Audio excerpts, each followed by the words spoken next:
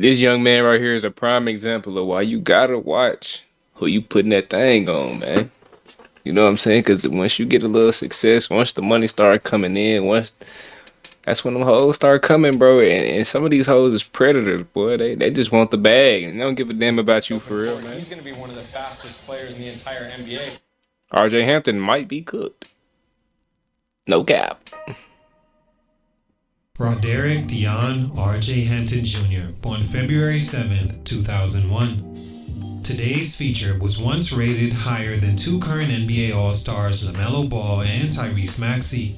After another All-Star and Olympic gold medalist Anthony Edwards, he was considered the next best shooting guard and one of the top combo guards in the country, leaving high school a year earlier than he could have because he was considered that much more advanced. He was nice, bro. If you know about RJ Hampton back then, back in like 2019, the nigga, he had the shit on lock, bro. He was ranked higher than all them niggas, bro. College basketball He was going crazy. to 4 schools for different reasons, but he wouldn't attend any of them because an opportunity to turn pro right away in the National Basketball League, based in Australia for the New England Breakers, arose. Things were moving fast, but in the right direction for Hampton, who parlayed that into just one season with the team before he was again considered advanced past his peers and drafted into the NBA I don't know why as niggas a do that, though. Just first-round go to pick. college, bro. Selected in 2020 by the Milwaukee Bucks, who traded his rights to the Denver Nuggets, and just like that, RJ Hampton had achieved his main goal of making it to the NBA and being a first-round pick, guaranteed to play in the league like he's always wanted. A dream come true.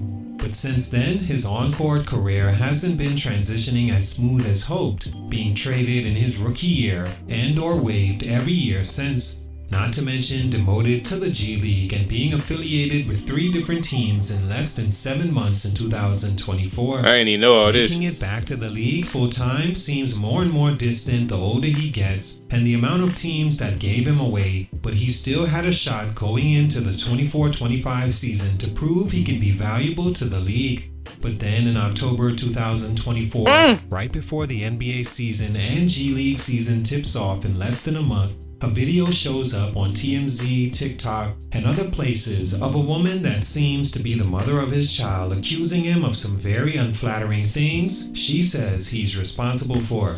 All accusations at this point that any public male figure can be accused of, and instantly public opinion takes the female's side, but at the very least is a look a business like the NBA shies away from being associated with. For a guy on the fringe of making it back to the league, his off-the-court baggage definitely factors into whether a team takes a chance on him or not.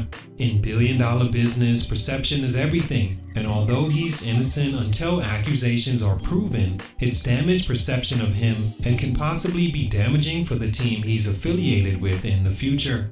He was considered a potential star in the NBA coming into the league, but for these reasons, that may all be in jeopardy. What happened? Let's talk about it. Salute to Jumpman300 underscore on IG for this request. It's your boy JC Stunning Growth.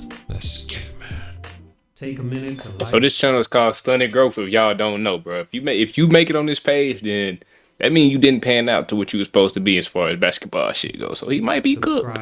For shooting guard, point guard from Dallas, Texas, that became a star since his freshman year in high school for Little M High. He hit the court running as the team's best player, averaging 23.6 points, 7.2 rebounds, 4.2 assists, and 3.5 steals per game. He led his team to a state title and received all the honors a freshman would hope to at that point. His status improved as a sophomore, upping his averages to over 30 a game, the first of back-to-back seasons doing so. Killing his their ass. junior year is He was where a he buck showed in high he could be a school, bro. future I'm star telling you, in he was a basketball buck. with multiple 50-plus point games and No picking cap. up the Gatorade Player of the Year for the state of Texas over a guy like Tyrese Maxey. As a junior, it was a feat that hadn't been accomplished since 2013. A surefire McDonald's All-American his senior year, he decided to give that up and all possibilities, reclassifying to the 2019 class instead of 2020 in order to get an early start on his college future. A future that wouldn't happen after he decided to turn pro. Stunt number 1, moving too fast. Getting 8 ads every 20 minutes. Yeah, bro, you can't. I don't know why niggas go to these pro leagues, bro. Just go to college, my nigga. Like, come on, bro. It's hard to say a guy that became an NBA first round pick moved too fast into that position because at the end of the day, his goal was to play in the NBA, and as a first round selection that all but guaranteed that barring something catastrophic happening, he accomplished the goal of getting there as soon as possible being an NBA player when most kids are still freshmen in college. But getting there should never be where the goal ends. When he got there, he was missing crucial pieces to his game and emotions, which we'll speak on later, being able to stay at that level. First off, RJ was considered a combo guard in high school, which really means that a player's skills don't lean one way or the other between point guard and shooting guard. Although it can be looked at as the player succeeds in both roles, so given the combo guard tag. But in this case, hindsight has shown that it was more of the former. RJ is one of those players that played so well and accomplished so much in high school. That in itself carried him straight to the NBA. But he needed much more development as a point guard and shooting guard to be ready when he got there. And because he moved so fast through those development points, he wasn't well equipped by the time he touched an NBA court. Do I blame him for taking those opportunities? No, the future isn't promised, and who knows? Things could have went great instead of the way they did. For sure. On the Nuggets, he was supposed to fit right into a well-oiled machine as a sharp-shooting, high-energy off-guard with athleticism, finding his way in a Malik Monk role for the team, protected by a great coach and 2 All-Stars, one a 3-time league MVP. But RJ hadn't developed as a shooting guard nor point guard as hoped, and was beat out by every shooting guard on the team, limiting his minutes to under 10 a game. He shot 27% from 3, in a skill he was supposed to be best at, and didn't do much of anything else at a level to earn opportunity on a stacked roster. But the evidence he'd have a year like this was seen in his 1 year in Australia, where he was the 9th best scorer on the team and shot 29% from 3. He was never a first-round caliber player, and it showed being traded after just 25 games with the Nuggets. Stunt number 2, development and emotions. In no matter what field, being fired, replaced, or demoted to a lower position all looks bad to your future employers. In the NBA, it gives the perception that other teams got to see you up close and personal and decided not to keep you around. If multiple teams don't want you, then why should I, is a team's mindset. It's the hill a guy traded or waived multiple times has to climb on his way back to proving there's a reason he got to where he did in the first place. Those reasons may be skewed in an overhyped amateur and early pro career where he was given much more credit than he deserved all along, and he didn't develop even after making it to the NBA.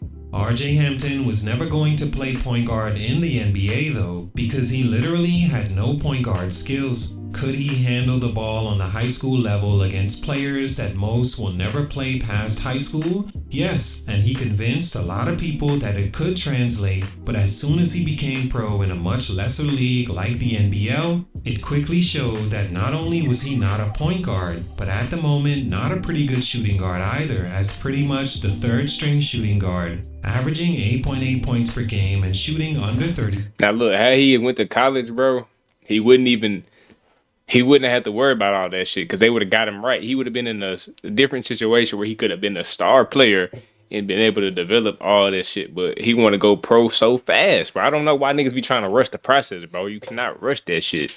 You can't rush that shit, bro. You gotta stay down. Go to college, bro. You gonna have hella hoes. Like college life lit, bro. Go to college, bro. 30% from deep. Beyond that, he didn't provide much impact anywhere else on the floor. You're gonna be able to hoop. You're gonna be able to do all that shit. Stay in the gym. Wingspan, lack of physicality, and athleticism that was only useful in fast break, wide open situations. After being traded from the Nuggets, he lasted 116 games with the Orlando Magic before being waived and signing with Detroit. They too waived him after just 21 games, signing a two-way with Miami, and months later, they waived him as well. He's been in the G League ever since, no team picking him up to begin the 24-25 NBA season. Damn. Stunt number 3, perception is everything.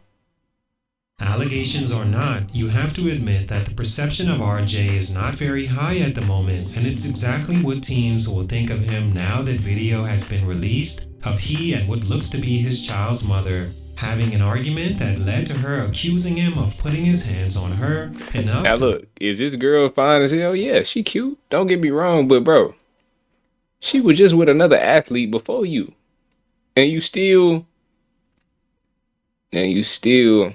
fell into the trap. You still jumped in the deep end. You still put your foot in the quicksand and got your ass way too far deep when you barely can get out that motherfucker. Now you struggling, bro. Is she bad? Yeah, she alright. But bro, niggas don't be thinking, man. Like, man. And you put a baby in the bit.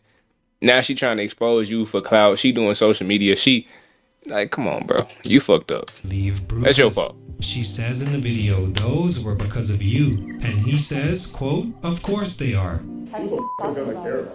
But they came from your hands. Of course they did. Which seems like an admission of guilt, but I actually think he meant that sarcastically, as to say, of course you're going to say they are. As in, he's not surprised. Multiple parts of the video look damaging to his perception, and once again, bad perception is all a business like the NBA needs to decide to disassociate themselves with you, especially when you're an on-the-fringe NBA guy who didn't work out for multiple teams. For them, why take on that baggage when there's RJ Hamptons in the draft every year who are younger and may have a specific NBA skill? Yeah, He's for sure. innocent of the allegations until The proven NBA shit guilty, moves so but it fucking looks quick, bro. bad enough to hurt whatever chances he did He'll be have. out of there quick as hell. All in all, RJ is still just 23 years old and can play his way back even with the allegations. It's going to be difficult, especially after so many teams have let him go and his development seems to have peaked. Anything can happen, but for these reasons, his growth is being stunted. It's your boy JC Stunted Growth. That's tough, man. I hope he figure that shit out, dog. Damn, I hope he figure it out. You gotta watch who you sleeping with, man. Cause these hoes are trying to get down, man.